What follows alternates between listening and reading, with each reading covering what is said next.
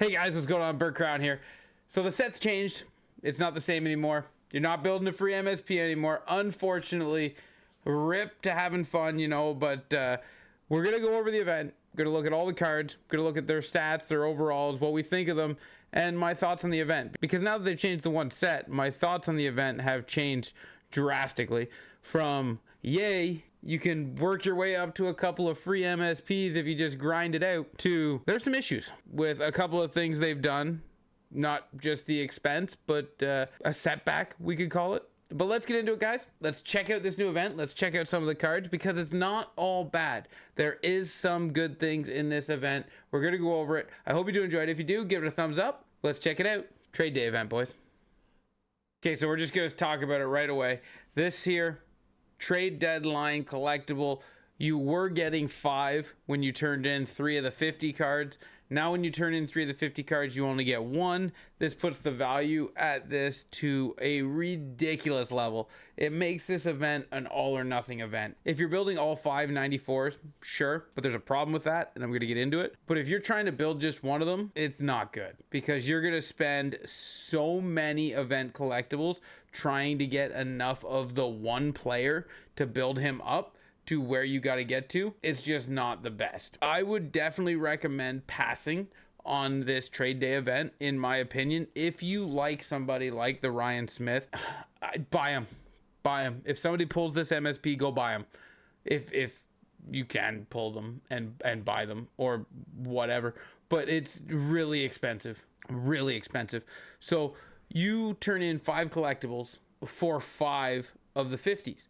The problem is, you're not guaranteed to get the Islanders, or you're not guaranteed to get the Vegas Golden Knights. It's random. So you could open 30 packs and only get 15 Mark Stahl players. And if you're trying to build Mark Stone, you need a ton. Like when you get to the very end, just the last 2 stages, you need 45. And then you need another 18 here, another 17 here, another 12 here. You need over 100. And when you're rolling on luck to get over 100 of his 50 cards, it's a complete miss. It's a complete avoid. We got team season coming out. We got team builders coming out. Save your collectibles. Do not do this event. I don't care what names come out next week. Stay away from the trade deadline event. If this is how it's going to be, this is a terrible event. Avoid it. Way too expensive for the value. Because you have to build them this way, you can't even power the card down to get your power-up collectibles out of it later and use those power-up collectibles for the next event or a future event. When you build this 94, that investment is done. You have put those cards in, and you cannot do anything with those cards. That 94 essentially drops its value down to 100K, even though you're going to put $1 million into it. So do not do this trade day event.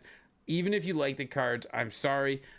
This is not the event to chase. This is not the event to do. 20 gets you 10 random cards. Again, I wish you could pick which player you wanted. 10 gets you 5, 5 gets you 5, which is the one you would do because it's unlimited. You can just keep doing it. But this should be 1 for 1. If this was turn in 3 and get 3, fine, whatever. It's a lot of grinding. It's a lot of sets. But at least you're getting the guy you want for that price. When it's 3 for 1, you are getting just crazily ripped off. I would rather see you do this than anything else. But the sets are the same price as everything else. You need 8, you need 7, you get 20, and player packs. The sets are the same kind of build. But enough of that, right? We know we can't power them down now. So when you build them, that's the card. That's the investment. I don't like the way the set's laid out. I don't like any of the format they've done. I think it's a neat idea. It's interesting. It's different. I just wish you could get the player you wanted. Like if you wanted Larry Murphy, I wish you could get Larry Murphy. Now, what we're going to look at is the hot moments, hot rush, everything, because there is a good side, a good part of this video, and that is the cards they're giving you for free are actually good. So what do we got here? You can get an event collectible by doing 10 shoulder checks. You can get 4 event collectibles by completing Patrick Kane stuff. You can get 2 collectibles by getting 5 points with Mark Stone, another 2 collectibles for assists with Brad Richards, and then another collectible for 10 hits with Larry Murphy. So those aren't terrible to do. Patrick Kane's got the most, and he's on Superstar. That checks out. but it's not terrible. See, even here, I wish they gave you the 50 cards of the, like maybe here they did Larry Murphy. Maybe here they did Larry Murphy. If you get 10 hits with Larry Murphy, you get 15 Larry Murphy cards. If you get 2 goals with any player, you get 5 Larry Murphy cards. If you get 5 slap shots with Larry Murphy, you get 4 Larry Murphy cards. At least that way you have some control over what you're getting and what you're building. So I did wish they did it that way. And then now in the objectives, we're going to look at the players in a minute, but at the objectives, you have NHL scouts and trade deadline. So your NHL scouts is just, do dekes, hits, assists, and score bottom right goals, 45 bottom right goals. That'll just come in time. You only have 7 days to do it, so, not a lot of time, but, do what you can. Rookie squad battles if you must. This gets you event collectibles 7, 10, 13. So you get 13 collectibles, which you can get, 10 random 50 cards, and then you get another random 50 card. That's 15 random 50 cards. Hopefully you get lucky and you get what you're looking for. And then the trade deadline week 1, you can get another random pack. But this is where there's actually a bonus. 87 Barbashev is 8 event collectibles if you wanted to turn them in, or you hang on to them, right? Or you can make power-up collectibles with two free 87s that they give you if you need power-up collectibles. So this isn't terrible. And then event collectible, more event collectibles, and tons of event collectibles. And then daily logins, you get 5 random 50s as well. So the 87, you get Barbashev for just playing 10 games of Rivals. And then Hut Rush, you're going to get your packs, you're going to get your collectibles. And then you're going to get an 85 Tanner Janot. That's nice. You can turn that in for stuff. XP collectibles are back. 5 XP collectibles. Another nice one to see back because they're making you turn in more in a week than you can earn in a week. So it's nice to see those back. More Hut Rush collectibles. And then 87 John Klingberg. We're going to have to go look at that build. But that's another 87. You can turn the 2 free 87s in for power-up collectibles if that's what you want to do. And then you're going to get more event collectibles. I don't like that. Right at the end, tier 20, 1 million points, we're used to seeing a power-up collectible. We do not get that this time. This time we get random 50s, which, 50, that's not worth anything. It's not worth anything. You get 5 collectibles to build that pack. Those 5 collectibles don't cost you anything. And this last tier isn't worth anything. We want our power-up collectible. We do not want 5 random cards that we can't do anything with because the set is too expensive to do anything with. So you're like, I don't like that. I'll just put that out there. I do not like that. I wish that was a power collectible, but they do give us a couple of free cards that look nice. So we're going to go check out the cards and see what we think. Now it says there's 73 cards in here, but that's because of the way they did it.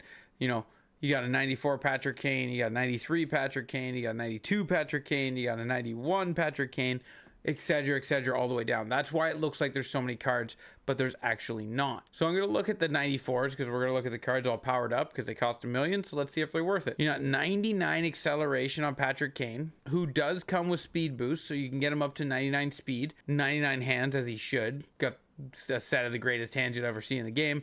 And then 97 wrist shot accuracy with 97 wrist shot power, but you can get him up to 99 because he's got shooting, like sniper boost. This card is a really good card. Not worth the value. I'm sorry.